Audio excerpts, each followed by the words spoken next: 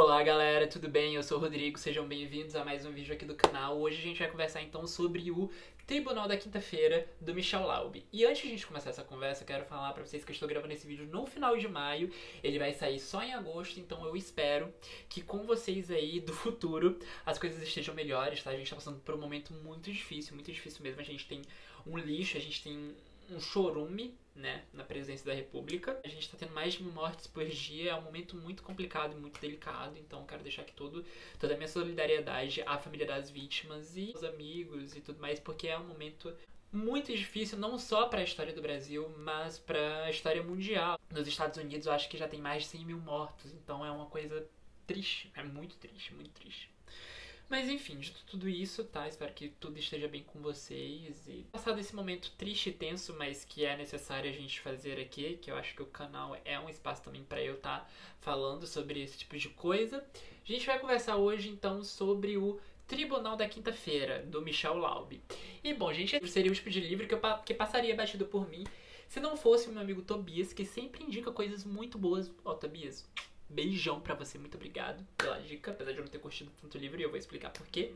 E o Tobias acabou me indicando esse livro e eu acabei lendo, porque seria um livro que eu realmente deixaria passar, assim, eu já tinha visto ele, mas nunca tinha parado pra olhar a sinopse e tal.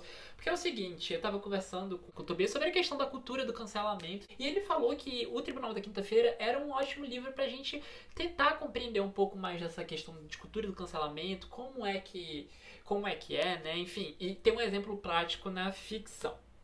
E bom, no Tribunal da Quinta-feira a gente vai acompanhar a história de dois amigos, o Walter e o José Vitor. O José Vitor é o narrador do livro e o José Vitor tem uma amizade muito forte com o Walter, eles são amigos ali já faz em torno de 25 anos, eles se conheceram na faculdade e ambos mantêm contato e tudo mais, eles são bem próximos.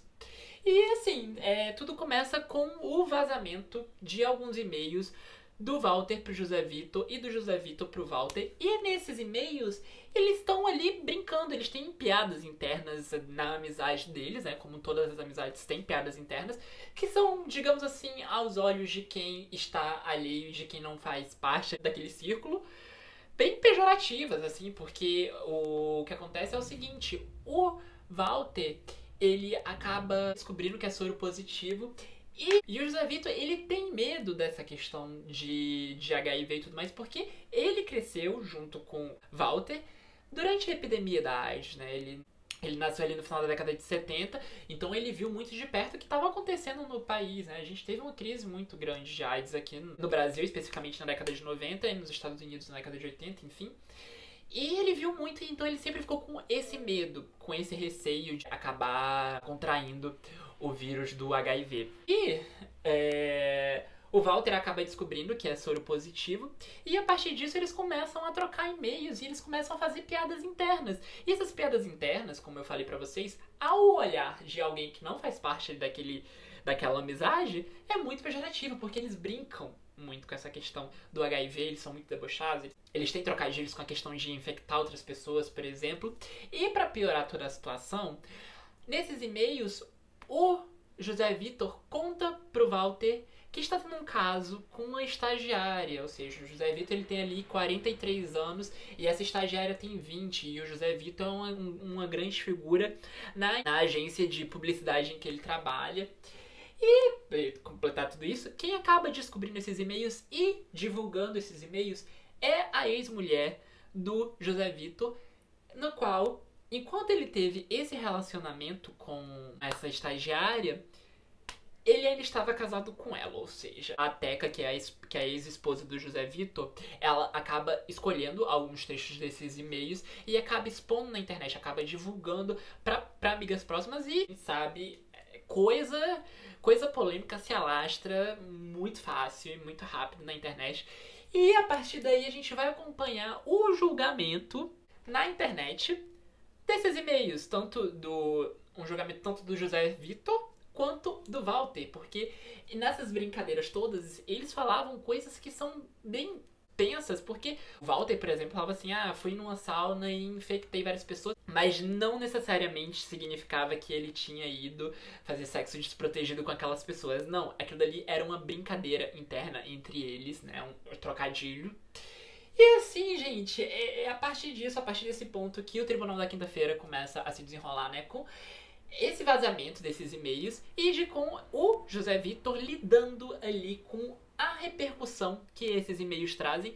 E assim, gente, esse livro é um livro em que a gente vai acompanhar um pouco da história de vida desses personagens, né? A gente vai acompanhar um pouquinho da história de vida do José Victor e do Walter. E assim, a ideia do livro de tipo mostrar todo um linchamento na internet de uma coisa que não foi muito bem explicada, né, de e-mails muito pessoais que tinham piadas internas, é muito interessante. Hoje que todo mundo quer ter opinião sobre tudo, sobre qualquer coisa, mesmo que não tenha nada a ver com a pessoa, mesmo que não tenha nada a ver com a sua área de formação, a área de interesse mesmo até. As pessoas querem estar dando a sua opinião, querem estar falando assim, não, o que é isso tá errado e tudo mais, porque eu não sei se vocês já perceberam isso, mas na internet parece que todo mundo tem teto de vidro, parece que ninguém nunca errou, sabe? Eu acho isso muito engraçado, porque eu tava lendo, eu tava pensando assim, cara, isso é muito real, isso que acontece, de as pessoas falarem e terem uma necessidade de serem reativas às coisas que elas não sabem muito bem.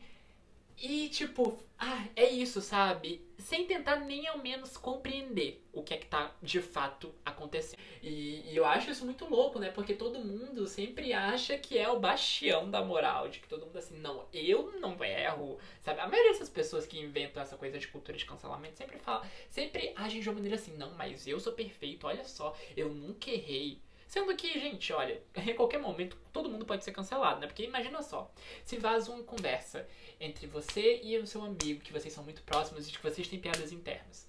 Às vezes vai ter coisa ali que são coisas que são brincadeiras, né? Brincadeiras às vezes com coisas sérias, que acontece, enfim, acontece. E vaza e você é, tipo, julgado, sabe? E eu acho isso muito louco, né? Porque a gente tá até vendo no momento atual, tá tendo uma treta aí, a Anitta, Léo Dias, e é muito essa coisa de, tipo, vazar coisas fora do contexto e as pessoas irem ali pra te julgar e te realmente um tribunal, um tribunal online, que as pessoas às vezes nem te conhecem, às vezes nem sabem da sua realidade, às vezes nem sabem nada da sua vida e vão estar ali te julgando. E eu acho essa ideia do Michel Laub muito bacana. Sendo que o problema desse livro acontece com a execução dessa ideia. Esse livro é um livro curto, eu li ele em e-book, mas eu vi que a versão física dele tem 180 páginas, ou seja, é um livro realmente bem curto. E é um livro que tem esse ponto legal, né, essa discussão, mas é um livro que, como se você estivesse numa esteira. É um livro que você anda, mas não sai do lugar.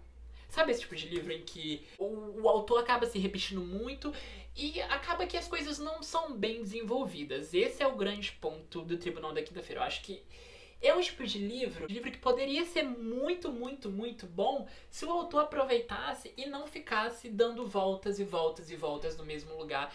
E acaba tornando o livro muito repetitivo, sabe? Ele fica repetindo algumas coisas que a gente já sabe, e aí, no meio dessa repetição, ele tenta colocar uma coisa nova, mas que é muito chato, porque já é um livro curto. Ou seja, você ficar se repetindo, não tem porquê. Porque se você já vai escrever um livro curto, pra que você vai ficar se repetindo? E essa sensação me deu muita gastura durante a leitura, porque, tipo, porra, eu já sei que isso aconteceu, eu já sei que isso aconteceu na vida desse personagem, eu já sei o que ele sente em relação a isso. E ele fica repetindo, e aí, tipo, pra não dizer que é uma repetição, ele bota uma pontinha de uma coisa e fala assim, olha, surgiu isso novo na história. Mas sendo que poderia ser contada, ao meu ver, tá, gente? E isso é, claro, minha opinião como leitor, a escolha estética dele, enfim, eu não julgo, porque cada autor tem sua forma de contar uma história e tá tudo ok, sendo que a forma do Michel Laub contar essa história pra mim não rolou. Assim, não rolou no sentido de ser uma coisa que tinha mais pano pra manga pra ser desenvolvido e ele acabou se repetindo e inserindo as novidades do livro em doses bem homeopáticas, bem poucas. E aí no final tem mais repetição ainda, e ele adiciona umas coisas tipo assim pra fazer o leitor ficar refletindo sobre a relação entre aqueles personagens ali, mas que não é uma coisa que surpreende, sabe? Não é um tipo de livro que te faz assim ficar pensando, caralho, olha só isso. Não é, e ele tinha tudo pra ser um livro que te faz ficar pensando assim, caralho, olha só, é isso que acontece.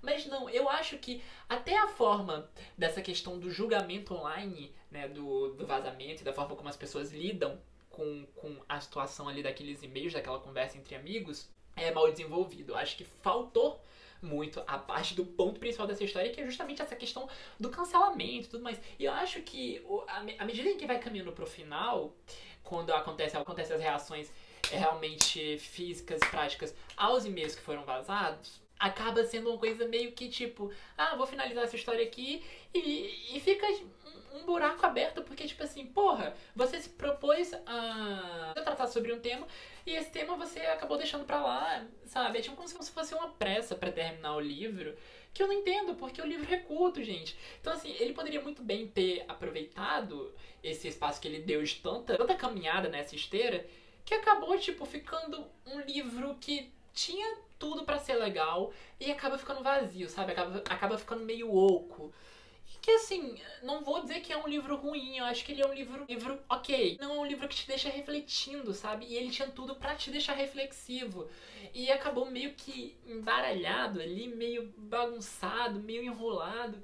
Que, tipo assim, pra mim, não achei que ficou bem executado. Eu acho que ele tem uma ideia muito boa, mas que a execução não colou assim mesmo. Eu acho que ele deixa muito a desejar no desenvolvimento do debate que ele queria propor. E assim, gente, é um livro que, na minha avaliação, no Scooby, por exemplo, eu dei 3 estrelas pra ele, porque ele não é um livro ruim, tá? Não é isso, mas é um livro ok. É um livro, sabe, nem fede nem cheira. Sendo que, e agora eu vou me abrir pra vocês, eu também fui ler com uma expectativa, porque o Tobias tinha me indicado e tinha falado que era muito bom sobre o assunto, e de que eu fui com essa expectativa de ser realmente um livro que eu ficasse assim, caralho, é isso. Porque essa questão da cultura de cancelamento é uma coisa que me interessa bastante, né? Eu gosto muito de pensar sobre isso e de refletir, sendo que o livro não foi isso, então talvez a minha expectativa tenha atrapalhado um pouco a leitura. Se eu talvez tivesse ido despretensiosamente, eu teria achado até mais legal. E depois eu fui ver algumas outras resenhas, aí todo mundo falando assim, nossa, muito interessante pra compreender isso de cultura de cancelamento, e eu não achei. Sinceramente, eu não achei. Eu acho que, pra gente ver cultura de cancelamento, por exemplo, tem livros como o da Gia Tolentino, que é O Falso Espelho, tem vários ensaios que falam um pouco sobre isso. Então, eu acho que esse do Michel Laub, a tentativa dele de trazer esse debate pra ficção, acabou tendo uma execução, assim, meio pífia. Muito ter gostado, tá? Tobias, desculpa, mas eu já te expliquei, né? Se você estiver vendo esse vídeo, eu já te expliquei.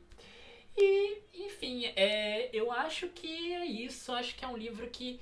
Também não vou dizer assim pra vocês, não leiam esse livro não vale a pena. É um livro que vale a pena se você tem interesse nessa questão de cultura do cancelamento.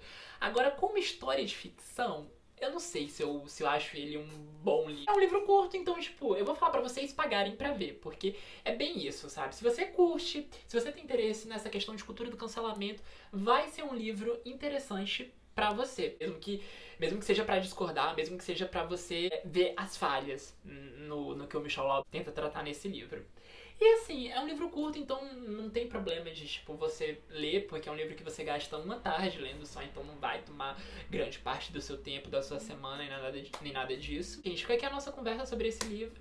É um livro médio, né?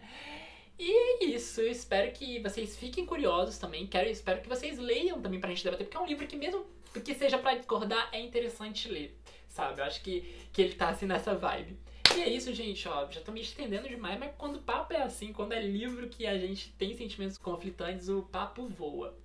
Enfim, gente, ó, beijo no coração de vocês. Se vocês gostaram desse vídeo, não se esqueçam de dar aquele likezinho. E não se esqueçam de se inscrever no canal, porque toda quarta e todo domingo é sobre um livro muito bacana aqui no canal, tá bom? É isso, ó. Beijo e até o próximo vídeo.